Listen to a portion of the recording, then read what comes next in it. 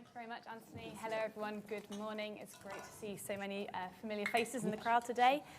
So yes, the first session we are looking at, title, as you can see on the slide, Governing AI, How Can Policy Keep Pace in a Fast-Moving Sector?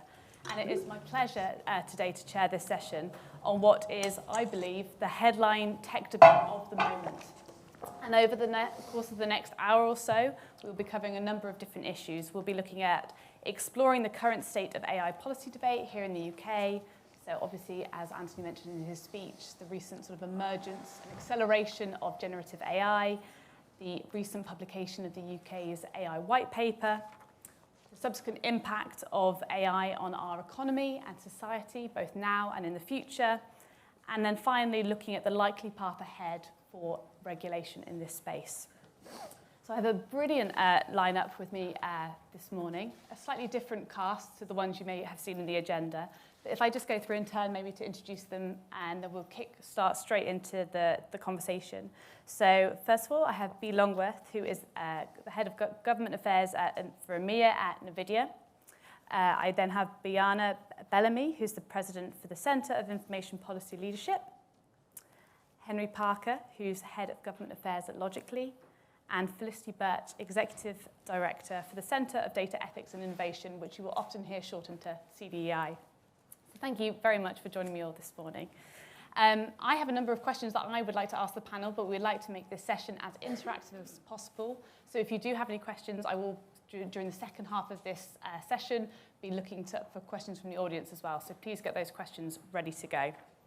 But maybe just to kick things off, let's look at kind of the state of the debate at the moment. So for those of us that have maybe been working in the field for a while, there has been a tremendous amount of policy work that's been done on AI over the years since the Wendy Hall, Jerome Pesenti independent review, which I believe was in 2017, looking at how do we grow the AI industry here in the UK, how that's changed over 6 years or so. However, since the beginning of 2023, it really feels like the public policy discussion on AI has ramped up considerably. And I'd really like to get the panel's perspectives on what we think may have been the main catalyst, the main reason we've seen this sudden acceleration in public interest, public awareness, and the dialogue around AI. Maybe Felicity, if I could come to you first. Sorry. That's all right.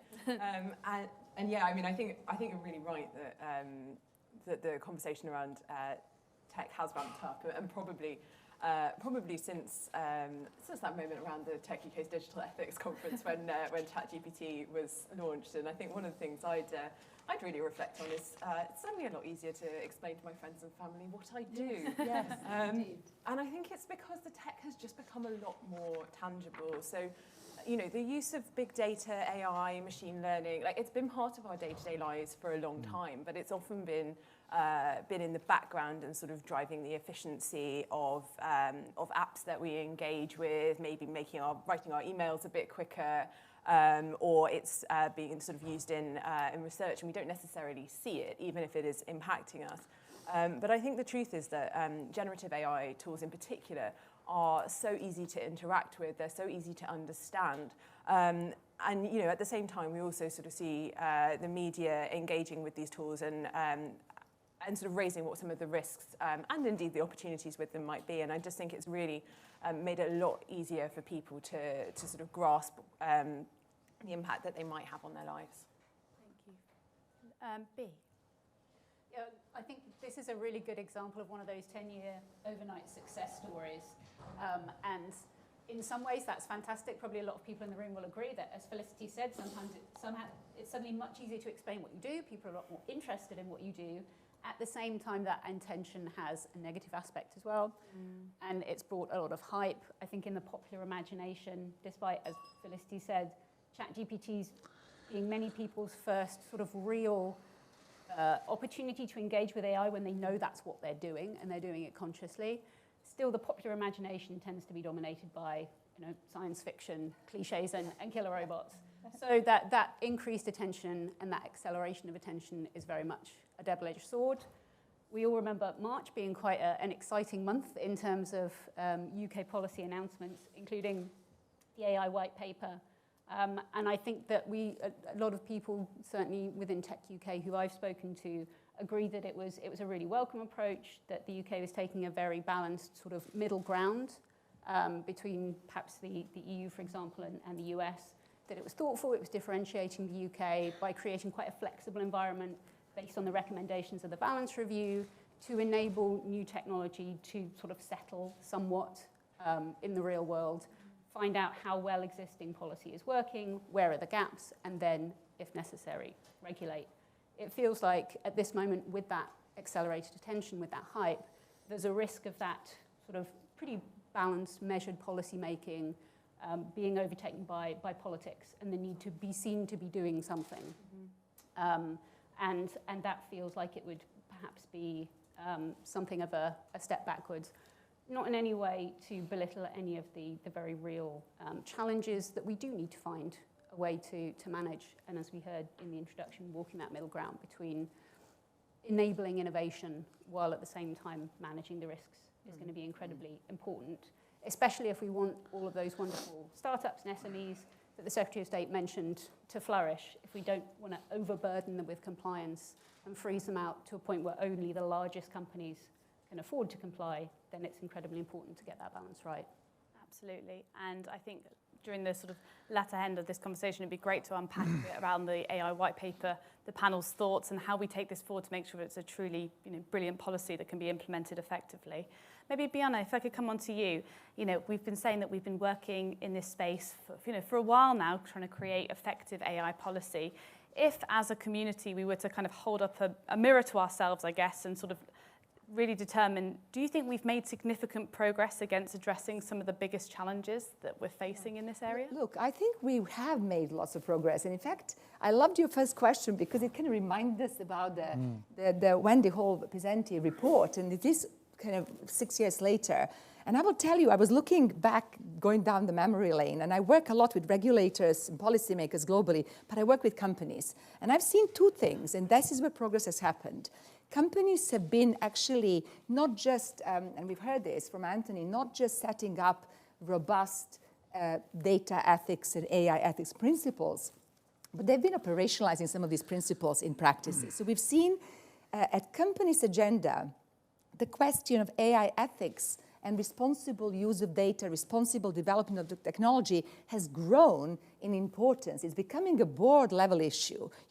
We've got people like Satya Nadella, we'll hear Brad Smith today, right? Saying that, tech companies have to develop products with privacy, security, safety, and AI ethics by design. They don't need regulations, he says, for this. This has to be an imperative in any case. And I think that realization about responsible business agenda and that we will not have digital trust unless we actually build products in this way. I think this really has changed. It has started to percolate. And I remember it was 2017, we actually at CIPL hosted an amazing event on West Coast with APEC privacy commissioners, Asia Pacific, including US. And this was the first time where the researchers from Google and Microsoft talked about we need data, including sensitive data, to ensure algorithms are non-biased, non-discriminatory. And I remember the aha moment, in the audience. But look, it's taken 6 years for this to percolate now. Now we are talking about, should we be amending GDPR? Should we be thinking about the UK Data Protection Bill in different ways to enable data to be used to train algorithms so they are not biased, so they don't discriminate. And we are just seeing beginning, EU AI Act is starting. So it's taking a long time for things like that to percolate, but it is happening. On the second front, which is kind of regulatory and policy and government front, I think governments are starting to realize this is a question of national identity, national survival, national competitiveness, and national tech policy and industrial policy. So this can't be forgotten. It has to be absolutely central. OECD tells us, and I've written this down, 800 AI policy initiatives in 69 countries since 2017. And apparently 37 bills, Stanford said, in 2022, only around AI. So that means that the regulatory world has also woken up for this as well. And you have seen with ChatGPT, I mean, you know, we had the Italian Data Protection Authority banning ChatGPT for 1 month. It didn't last a very long time. You know, 1 month later, there were some discussions and as to how we actually ensure compliance. But the moments are jittery. Nobody quite knows what to do. And there is now much more concerted action, certainly on data protection front with ChatGPT and generative AI front. But you can see that there is really, so I think we have made progress. I mean, have we solved this? No. Are we going to solve it today? No. Despite my best red suit, I'm very optimistic that we will do very well.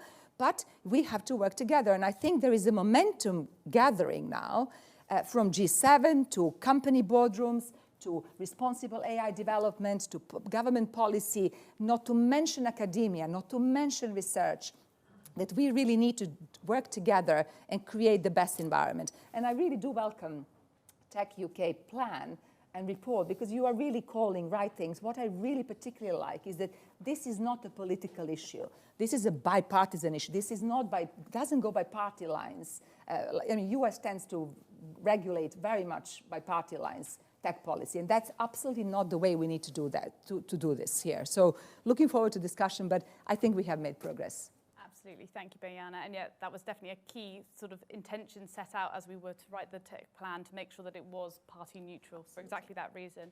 Maybe, Henry, if I could come on to you, you know, just maybe sticking with the same question, do you think we've made significant progress addressing some of the biggest challenges we faced in the space of AI? It's interesting because our company wasn't even around when Hall Presenti was published. I mean, wow. We have emerged since its publication. So we've pretty much been a child of how this environment has grown. I want to pick up on a couple of points which were just made, which I think I really agree with.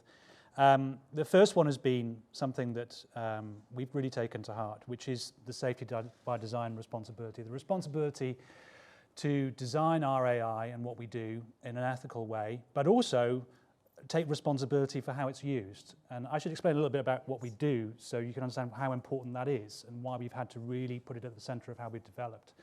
So logically, we develop AI that helps governments and social media platforms spot online mis and disinformation. We also support the world's largest fact-checking organization commercially.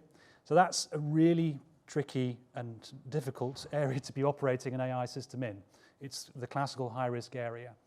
So what we've had to do is not just say, we'll develop the AI and get on and let people get on and how we use it. We actually have to actively restrict who we sell it to. And there's no regulatory requirement for us to do that. We do that because it's the right thing to do.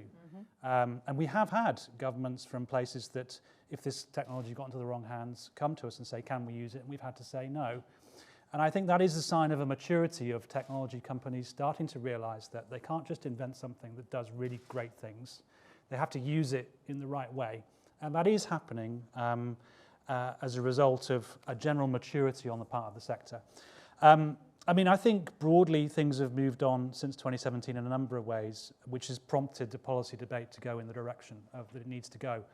I mean, Hall Presenti, which again I've had to read in retrospect because we went around over time, didn't really look at AI governance. It looked at how to boost adoption, how to boost skills, and those were very valuable things to be talking about at the time.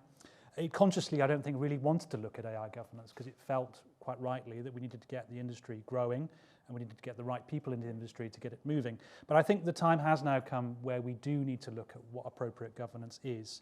And that's basically been triggered, I think, by the integration of AI more into people's lives. Decisions are now being made about them and things like their loan or their insurance or their overdraft that weren't necessarily being made at the time. And it's right that the ways in which those decisions are being made, if AI is involved, are appropriately scrutinized. And I think it's broadly when AI stopped being simply an efficiency measure to help sort of boost more widgets or more ideas being cranked out, to be an element of systems that were critical in terms of, for example, how disasters would be responded to or how these types of decisions I've just been making will be made, that prompted the attention that needs to be paid to sort of what the regulatory framework is.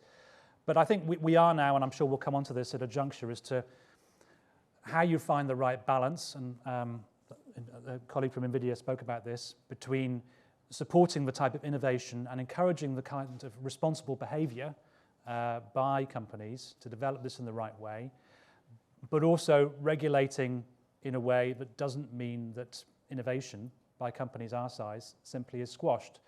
And I mean, I'll take one final thing I say is, I mean, we're going to talk about a data bill, but that is one example of, I think, a step in the right direction. If I give you an example of the current UK GDPR regime, I won't name which contract this is, but we've had to spend more in getting advice on compliance with data protection regulation to service a particular client than the value of the contract itself, simply to serve that client.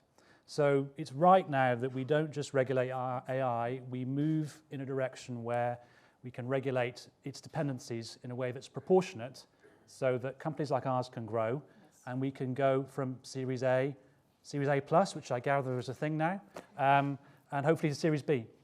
So that's what I would say. I think generally we're in a world where companies want to be responsible, they don't need to be forced to be. And secondly, I think we're in a place where we need to regulate because decisions are now being made using AI that weren't being made 6 years ago.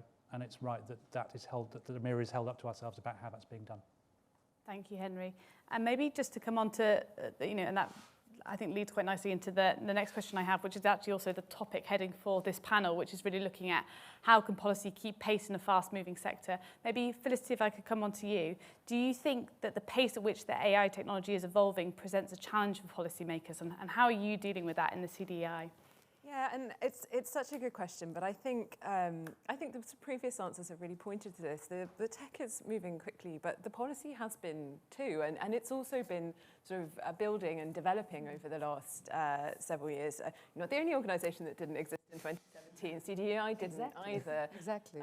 We were founded back in 2018, and actually, as CDI have been on quite a big journey as well. And so our initial work was very much focused on trying to understand what the ethical risks of using AI and data-driven technology might be, and trying to sort of not only quantify those, but also describe them and sort of get a sense of where the emerging risks are. And our role has really shifted from sort of understanding the risks to actually actively helping organisations to address those risks. And so we work really closely alongside colleagues in the Office for AI, and obviously we've also had the development of the white paper, and the intention there is very much to deliver a sort of agile and iterative approach to regulating AI.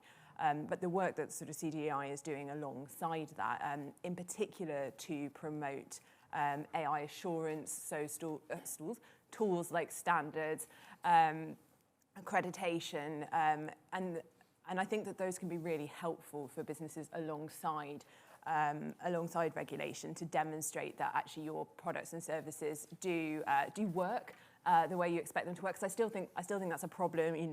Talked about adoption as being one of the kind of key issues when it comes to AI, and I've certainly heard a lot of people use this sort of phrase snake oil, and I don't know whether I should buy these AI tools at all.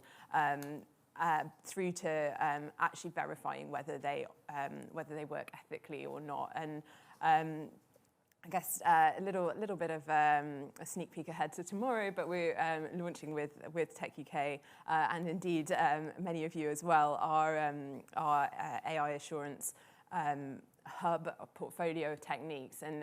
And so what we're doing there is we've heard from a lot of businesses, we've heard from Tech UK that assurance sounds useful, but not really sure how to use it. What does good look like? And again, lots of businesses saying, well, I don't really want to be a first mover in this space. I'm quite comfortable being a fast follower, but I really want to get a sense of what good looks like first.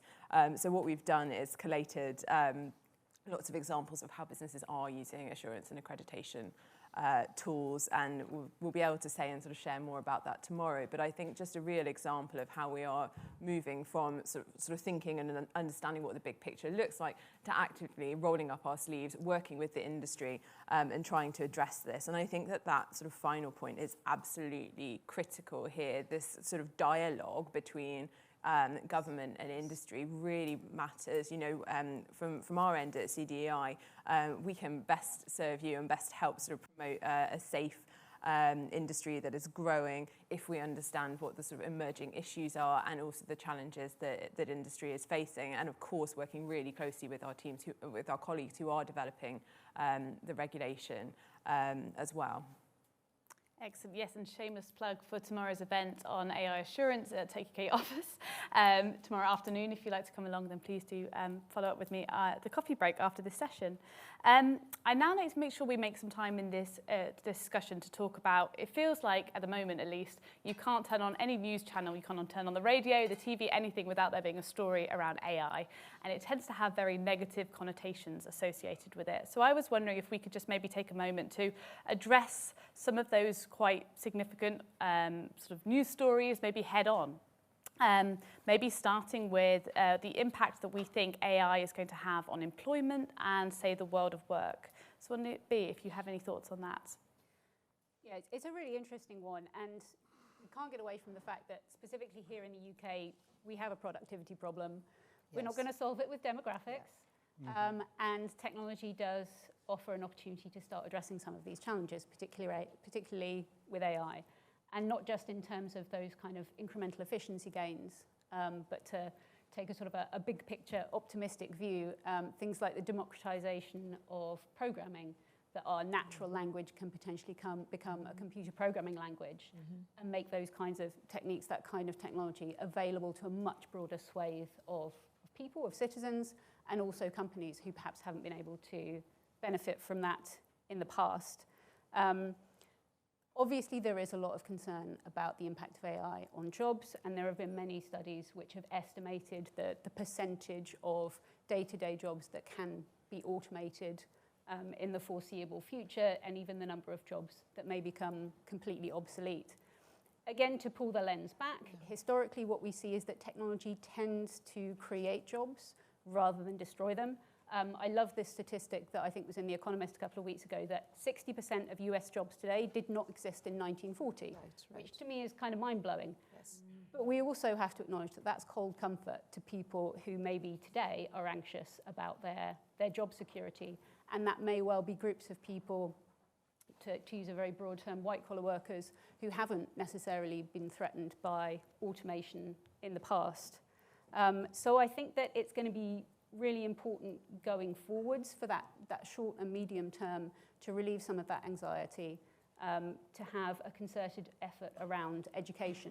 And by that I mean not just helping people to acquire the skills to be able to be ready for those new jobs, whatever they may be in the future, but also more broadly around trying to add to the popular conception of AI, and really build public trust in the technology, and a sense that this is something that is has huge potential and is not simply a threat and something to be afraid of. So from my point of view, in terms of the impact, yes, we do need to be prepared. Yes, we do need to help people. At the same time, there's that process of ensuring that there's public trust to underpin the process. Thank you, Bea. And Bojana, Bea, obviously, as part of our answer there, mentioned the importance of education. So what, from your opinion, what sort of measures need to be put in place, in order to sort of make sure we get this right? Look, I'm actually not an expert at all on this question, but I will tell you, as a mother of 3 children who've all gone down the arts subjects, I was desperate. I was like, oh my goodness, my children have got it completely wrong. Only one of them codes, and he's not in a coding job. He does it as a side. But actually, you know what? In fact, the fact of this generative AI is telling us that, in fact, generative AI can code better than coders. So, in fact, it's not all lost for my children, I kind of think. And in fact, we're going to need really different skill sets. We're going to need data ethicists. We're going to need AI ethicists. We're going to need philosophers, people who are going to be weighing different trade-offs, considering this stuff. So I kind of feel humanities and arts are not at all a bad thing to be in. So that's a very subjective question. But I mean, I will completely pick on what Bea has said, and every single, from Goldman Sachs to McKinsey's to PwC's, they're all talking about massive productivity gain that we are going to get from the adoption of AI, including in particular, the GDP as well, and they say UK GDP may rise up to 5% because of the AI. I mean, that's incredible. So I think we have to put this thing in perspective. And really, there will be new jobs, different jobs. And I think that maybe it's, Accenture talks about AI as applied intelligence, and I like that because it actually means we are using AI tools to actually be applied for the human use. So it's always the human who has to be using this, right? I don't believe we're going to be in a place where we will completely be replaced, but they're going to be aiding our decisions. They'll be taking away roles and jobs that we don't want to do. I would love in my role if a generative AI can scan all legislative texts and give me a snapshot of the delta between all these different laws. Or wouldn't I like if a contract, if I was a lawyer still working in contracting, if AI can actually come up with the best possible clauses for particular contract for foundational AI with you guys, right? Well, there you are. I mean, that doesn't mean the lawyers are going to stop thinking about this and giving advice. Generative AI cannot apply facts. Cannot apply technology to the facts. Even if they know what the law says, they actually are not. They're not able. It's a predictive system that has actually been trained to predict the next word. But that's not what our minds are trained to do after 7 years of law that I've done. So I really don't fear that we are going to be losing jobs. I think we're going to be augmenting and working smarter and better. And maybe that's the way to actually, direct the wave of generative AI. And then in 5 years, let's talk about it again. But I'm more optimistic. Thank you, Bojana. And now, Henry, I'd like to come on to you on a completely different topic, but probably equally as controversial in many ways. We are obviously expecting a general election around the corner. And I'd like to get your thoughts and your take on the role that AI can play in mitigating the spread of potential sort of dis or misinformation. And, is AI going to be a contributor to the problem or part of the solution? Well, as somebody who works, as a company that works with state governments in the US, India, and to a certain extent the UK as well, specifically on this problem, I'd obviously say a solution. But I think it's a very fair question. I mean, there is no question, and we do publish about 20% of the investigations we do on this, that mis and disinformation in the political sphere is a growing problem. And it is being used by states to interfere in the electoral processes of other states. There is concrete evidence of that. Parliament has found that. We can substantiate that with the information that we collect and the assessments that we do. So the question is, what is the role of AI in combating that? I think the first point to make is what AI can do is make sense of the information environment. It can actually allow an expert human analyst to make far more sense of what is an incredibly cluttered information environment and actually allow that to be collated into a easily analyzable and coherent picture for them to make an assessment as to whether a particular narrative around a politician or a particular rumour, for example, that's being spread on the internet is appearing in a coordinated way. And that's primarily where we might see the role of AI. It can collect a whole range of information. It can look at the characteristics of behaviour. But ultimately, like many other applications, it will require an expert human analyst to actually make some sense of that and make the final call as to whether what is being seen is mis or disinformation, and also whether it's what Facebook call coordinated and authentic behaviour, so whether there is actually an actor behind it. So when we're looking at, for example, the risk of generative AI being impacting elections, which GCHQ have raised recently, and a whole range of other people have raised as being the primary danger, that's the primary application we see it. We actually see it as a solution, not just to be able to identify whether a piece of content is genuine or not, or whether it's generatively produced, but also whether the way it's being distributed is sort of consistent with the way that hostile powers, both domestic and foreign, might actually, and already do today, circulate and propagate mis and disinformation. And that would be its primary application and its primary use case. I mean, what's different about generative AI is that it's multimodal. We've already got a model. We've already been using a model around the world to allow sort of generative text to be identified. What makes it more complicated in this world is just the sheer range of different media that are involved. And that is the technical challenge that we're trying to get our head around at the moment. But you can use AI to identify generative AI. Just don't ask the generative AI to tell it to say whether it's been generated in that way, because it will probably say no. Yeah. That's something that's come up recently. So I guess what I would say in summary is there are positive applications of AI in this world, as well as negative. It is not just a story of AI being a tool to manipulate public opinion. AI, and we are living proof of this, can be a tool to support civic discourse, to support media literacy, and to support people being able to exercise their democratic rights in the way that they need to. Obviously, what we then do is to all the governments around the world to say if they want to use AI in that way, come and talk to us. Brilliant. Thank you, Henry. And maybe, Felicity, if I could come on to you.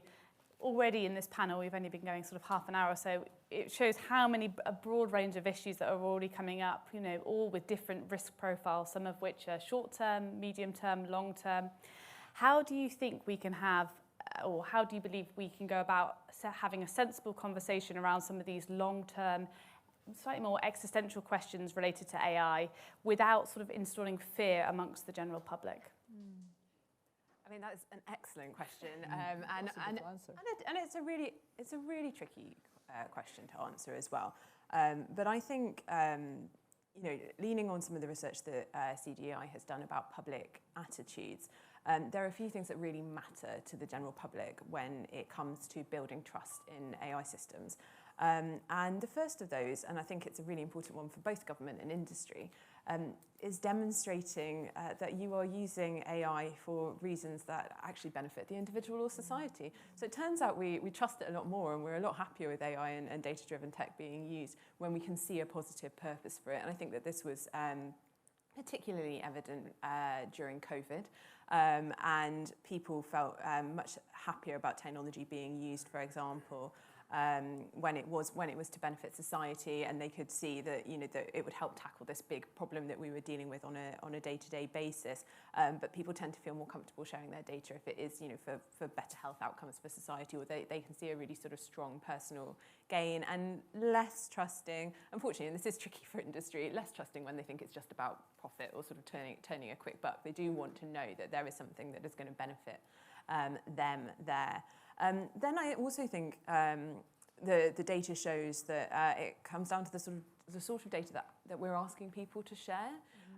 So relatively high-level data about ourselves, people share on a regular basis and are fairly comfortable with that sort of like basic demographic information. But when it comes to more sort of specific information about us, like who our friends are, or I don't know, what time we go to the supermarket, stuff that starts to feel a bit more like you're being spied on, if I'm simplifying it.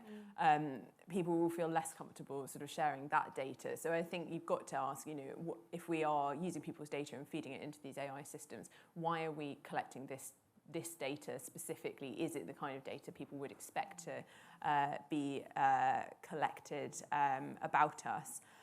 The third thing that makes a difference is the institution.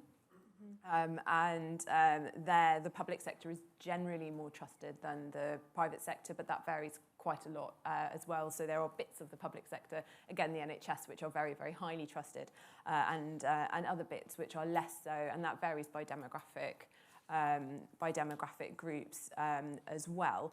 But I think that even if you come from a sector where perhaps traditionally there is lower trust, you can see routes to building trust with your customer base. And I think it's, again, kind of communicating the sort of, why am I using data in this way, and what data am I collecting about you, and being sort of really open about that.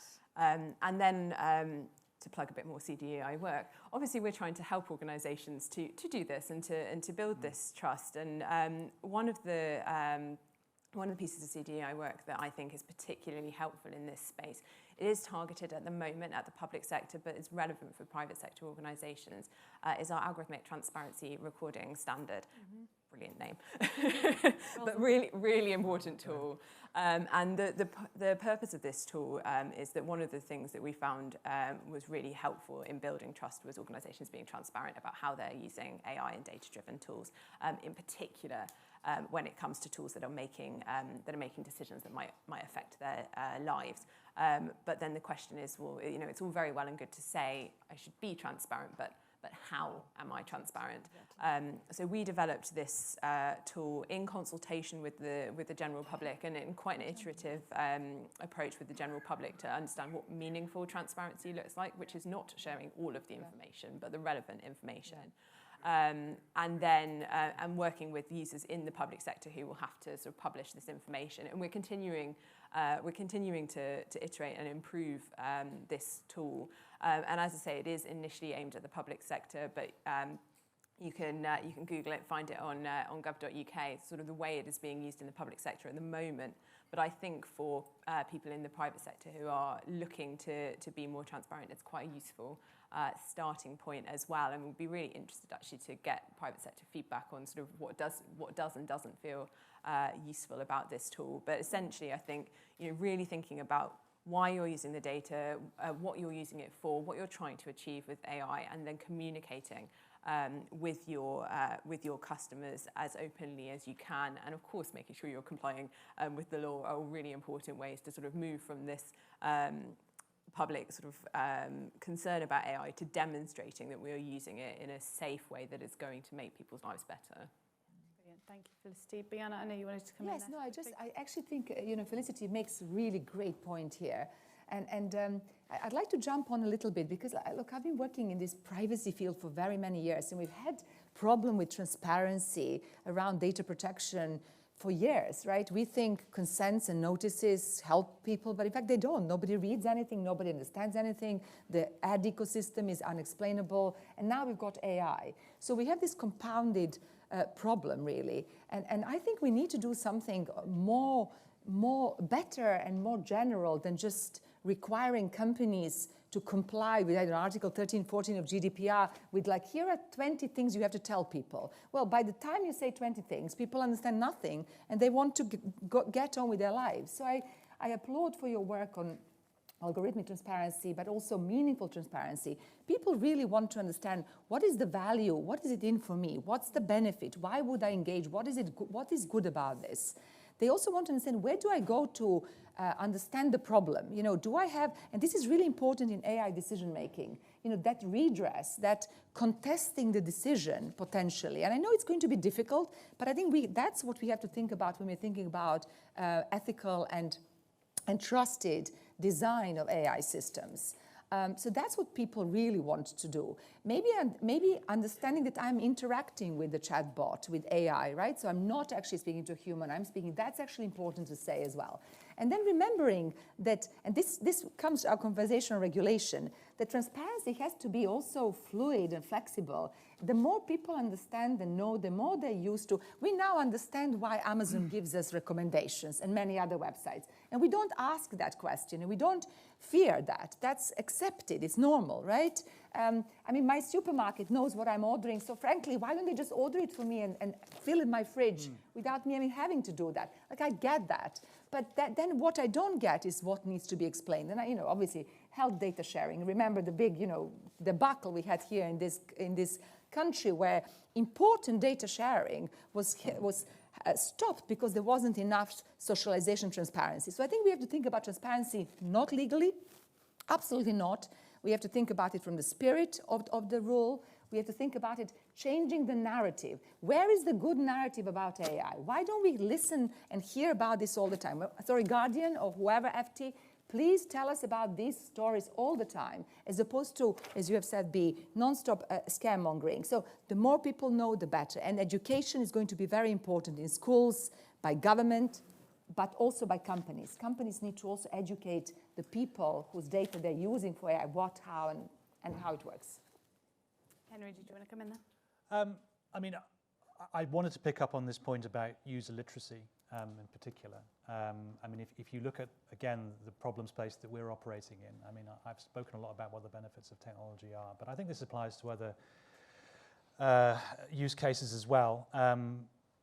You do really need to put work in, not just to transparency, but trying to help the user understand exactly what it is they're trying to use and how they're trying to use it. And also in the world of mis and disinformation, technology is part of the answer, but media literacy is a much, well, arguably even bigger part in terms of actually trying to get them to understand the information environment they're operating in. And what data, what information is reaching them, how to evaluate that, and how to use that information appropriately. The same would apply if confronted with a chatbot. The same would apply if confronted with, I don't know, a particular type of general purpose software in a way.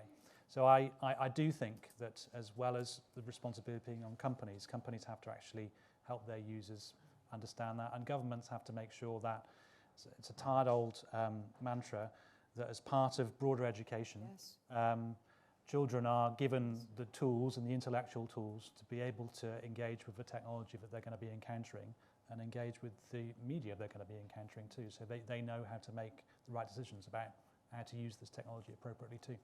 Not just children, the elderly people, my Yeah, mother, my too. mum, Yes. my parents. Everyone, absolutely. Exactly. I want to make sure we have time to also just talk about, obviously, we saw the publication of the UK's AI white paper in March.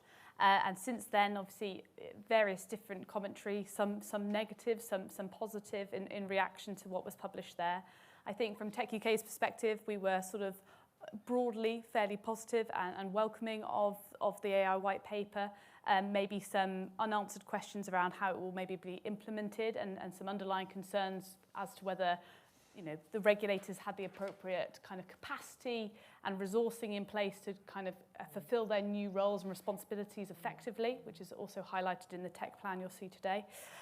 But just, keen to kind of get initial reactions, maybe, if I could come to you, your thoughts on the white paper. Did it go further, and did it go kind of far enough? Obviously, it didn't sort of lay out any plans for any specific regulation. What are your thoughts on it? I think the strength of the AI white paper was really its flexibility. And it has been criticised in some parties for not going far enough. Obviously, it contrasts quite starkly with the EU AI Act, which is much more specific, much more detailed. But as we've already discussed, we are seeking to regulate a technology that is changing incredibly quickly. Even in the last few months, something has come along that has required a fairly radical rethink. And so I thought that Tech UK's 5 action points that they already announced around how the government can move forward quickly to implement the requirements of the white paper was really well considered, particularly around ensuring that the institutions that are going to be called on to implement some of the requirements have the right resources, have the right funding. But ultimately, having the flexibility within the white paper to be able to accommodate a rapidly changing technology is incredibly important, and that's what can potentially differentiate the UK from other regulatory environments and provide an advantage and give the space to see where those gaps are. A lot of the challenges that we've been discussing are not new. We have intellectual property laws. We have laws against disinformation. We have national security laws. A lot of these challenges are not new, but it's a new scale on which we're going to have to deal with them, which has been introduced by AI, and particularly generative AI. So I think that process of saying, where do we have existing regulation that can accommodate some of these challenges, and where are the genuine gaps, is going to be incredibly important, and the AI allows space to do that. So kind of sticking to that approach and not being knocked off course by this political imperative to be doing something is going to be very important. Absolutely.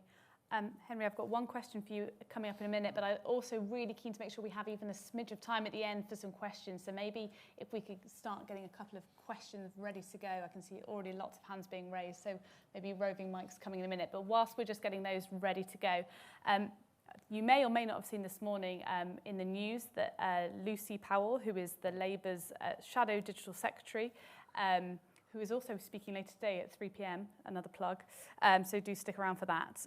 She mentioned that she thought AI should be licensed in a similar way to sort of medicines or nuclear power. I know you haven't had any time to prep for this, Henry, but thoughts on that as a politician's answer. I've not read it. Okay, licensing of. So what does she want to license exactly? The company, the developer, the software engineer who's written the code? That's my first question. Yes. Who is being licensed? And then I guess, what are they being licensed for? Are they being licensed for the way they've gone about designing the product? Are they being licensed for the way in which the data that has allowed a model to be trained has been gathered? Well, that's governed by data protection law. I mean, I know it's a classic get out to say, I've not read it. I do need to read it. And I'm sure there's some great stuff in it. And don't let me completely dismiss it just because I've heard the word licensing. But before I could give you a legitimate answer, there has to be a much more precise proposition as to exactly what it is that is being licensed and exactly what outcome is being sought as a result of that licensing regime being put in, just as the same as there is with a driving license. I mean, why do you have a driving license? So you don't knock people off the road and you're licensing the driver. Are you licensing the car manufacturer? I don't think so, although they've got other legislation to comply with. So I guess the same principle of sort of good regulation applies in the context of AI as it applies anywhere else. The same analysis has to be gone through. And what I would hope would be that in developing these proposals, they've done that. And I'm confident that when I read the Guardian article, I'll see evidence of that. Absolutely. And if not, the question for Lucy later today. So yes, thank you very much, Henry, and sorry for putting you on the spot. Maybe I know we're going to have more questions than we have time for, but maybe if we could just pick a couple. I don't know who's got the roving mics. Guy in the front here with the orange jacket, I think, was one of the first. It's actually quite hard to see with this light, isn't it? I think we'll bunch maybe three together. Hello. So, yeah. Hi, I'm Ben Hawes. I'm a tech policy consultant. I also actually worked on the 2017 Hall Presenti review of AI, so yes. I've lived with this for quite a while. I'm very interested in how these technologies interact with how corporations work. I mean, there's been this series of large language models released, and there's a lot of talk about where they came from, but actually the pressures on them releasing were pressures about stakeholder value and marketing and competing in the stock market. And I think, we're releasing things into systems of systems, and it does seem to me that there is this kind of idea that corporations might use these tools differently to the way they use anything else. And I wonder, why we should have any confidence in that as, we see the environmental degradation and the rivers filling up with sewage as water companies are optimized for, say, shareholder value. Are regulators starting, to deal with AI from a position of public confidence about whether really, companies are optimized for the public good anyway? Brilliant, thank you. Let's bunch a couple together. One at the back here. Anyone with a mic?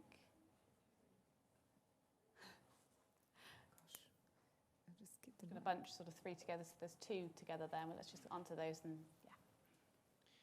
Thank you. Good morning, Philip Suter. I'm the Global Director of Tech Policy at Clifford Chance. I wanted to ask a question about the global aspect of this and the sort of what needs to be done at a global level. So the UK has said, we would love to host IAEA-style organisation. We hosted Sam Altman a couple of weeks ago where he sort of floated this idea.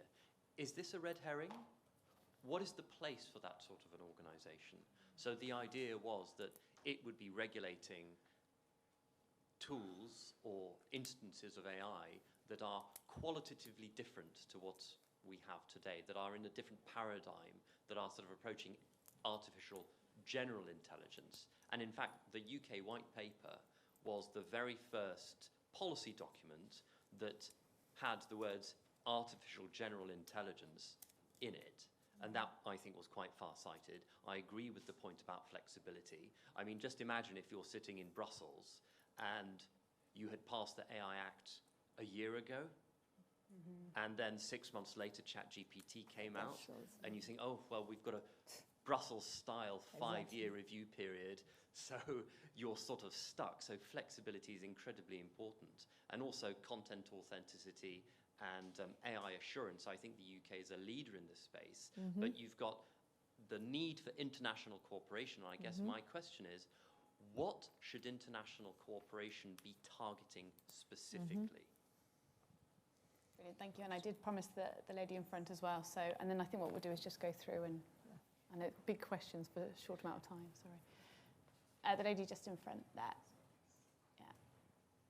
Hi, my name is Bojana. I'm a law student actually.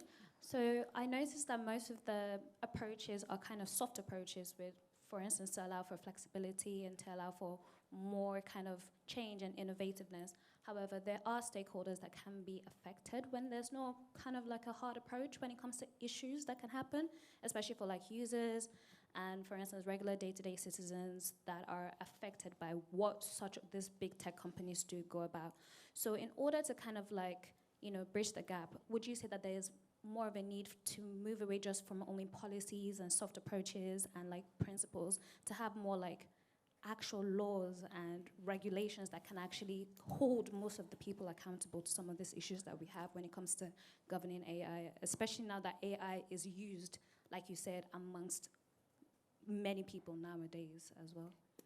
Brilliant, thank you very much. Right, maybe Felicity, we'll start you, and I know there's 3 big questions with less than 5 minutes to go, which shows you just the broad range of topics and issues we're trying to tackle in this one panel, but Felicity, your thoughts? Well, huge questions, and I think the first and the last question in particular really highlight to me the importance of making sure that we get the regulation right here. And I, you know, obviously I work at DSIT. The white paper proposals are, I think, a really good demonstration of how we try and get that balance right between the flexibility, but also putting the guardrails around what matters and keeping people safe, and thinking about very much how we apply some of those key principles through existing legislation and regulation.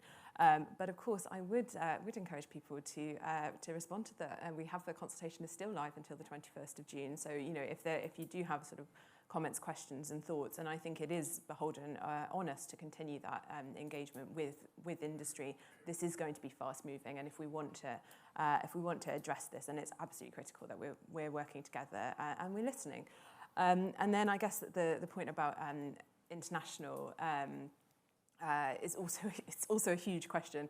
I think the thing that's very much on my mind, particularly with the work that we're doing around AI assurance, is international interoperability, and thinking about how assurance tools in particular can enable cross-border trade in AI and help UK businesses to grow and sort of sell products overseas, and demonstrate actually that the UK is a leading market for trustworthy AI and producers of that as a product. And so one part of that is the AI assurance work that we're launching tomorrow. I'm not leaving much. There's plenty to see tomorrow as well. But that will be promoted through the OECD as well. So we are really trying to sort of share UK approaches and demonstrate best practice where we can. Thank you, Felicity. Henry? Yeah, I'll quickly take, I think, the first and the third question together. I think as an AI company, nobody is saying that there is no risk of shareholder value trumping ethics, and nobody's saying that AI should not be regulated in any circumstance and there should be a soft approach applied. I think what we would say is that in both cases, those risks need to be managed in an agile way rather than a blunt way. And I think the risk that we see sometimes is that by regulating purely AI just as a technology, and saying, let's try and define AI in law, which the EU have tried to do, and have been through ultimate contortions in trying to do that. And it's interesting, looking around the audience, I can see a number of ex-bosses of mine here, sitting on the phone, trying to talk to them and say, are we covered by this or are we not? Because I thought we were AI, but we weren't yesterday. Are we today? That is the type of thing that we need to avoid. And by agile regulation, I think I really much agree with what Bea was saying. What is good about what the UK is doing is it's recognising the need that in some specific use cases, particularly high risk, there does need to be regulation. And the best people to take the decision about what regulation there should be on AI are the sectoral regulators in those spaces. And it actually makes life difficult for us trying to sell into all those different market verticals. Yeah. But we also recognise that, different verticals and different places have different risks, and you have to account for that. Second question, international approach. Definitely I see merit in this. I do think there's something to be said for not just taking a sub-regional but a global approach to some core principles around AI. And what are the models for this? Again, I came out of the telecoms world, and those of you in it will say, don't say this word as a model, but the ITU is a global approach to how telecoms is developed. The reason why all your phones you're holding at the moment all work in every country around the world and work on the same spectrum bands is because countries have come together under an international legal framework to think about how do we solve those problems of interoperability. How do we get there? Well, there's two things. Firstly, there has to be political will. This is a massive, gargantuan undertaking. Just look at how difficult climate change is to address globally. It's a tough thing to do. And I guess, secondly, there has to be the incentive for that political will. Where does that come from? Should that incentive be proactive, as in let's avoid a big risk? Or will it be in reaction to something, and I really don't wish there's anyone, something really bad happening? That, again, is a political decision. I'm sure industry wants to work with decision makers on those questions and give our point of view. But leadership does have to come from them on these questions. And I'm glad to see, actually, that it's starting to happen, which is good. Brilliant. I'm very sorry. We're going to have to end it there because we have already run over time, so apologies. But it shows, I think, the importance of this topic. I think we could have probably had the whole morning slot to talk about everything we'd like to discuss. So thank you for your questions, but thank you also to the panel, to Felicity, to Henry, to Bojana, and to Bea for an excellent conversation. It's been fascinating and a conversation that obviously needs to continue for many weeks, months, and years to come, for sure. In terms of next steps, coffee break. We're now breaking till 11:15, and then we'll be back in this room for an in-conversation with Minister Paul Scully. So please be back here for 11:15. Thank you, everyone. Thank you. Sorry I didn't get any chance at the end.